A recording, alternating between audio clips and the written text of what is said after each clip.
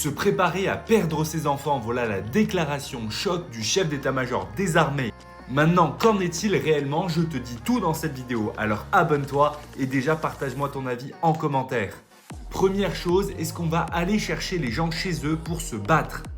L'armée française est une armée professionnelle, ce n'est plus une armée de conscription. Ça veut dire que seuls les militaires qui sont militaires iront se battre.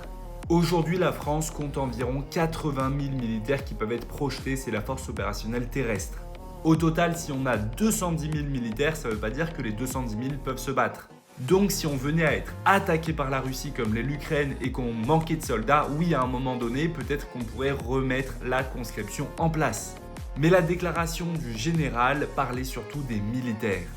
Deuxième point, est-ce qu'une guerre est probable? Je ne suis pas analyste géopolitique, moi j'ai envie de dire non. Mais ce qu'on voit, c'est que la Russie étend quand même ses défenses et ses moyens d'attaque. Si on regarde, toute la mer de Barents est complètement réarmée, donc toute la mer du Nord, et ça, c'est pas bon. La Russie se prépare manifestement à un conflit de plus grande envergure et pas seulement l'Ukraine. Et c'est ça qui inquiète aujourd'hui les militaires et qui fait se demander si, à un moment donné, il ne faudra pas être prêt à réagir.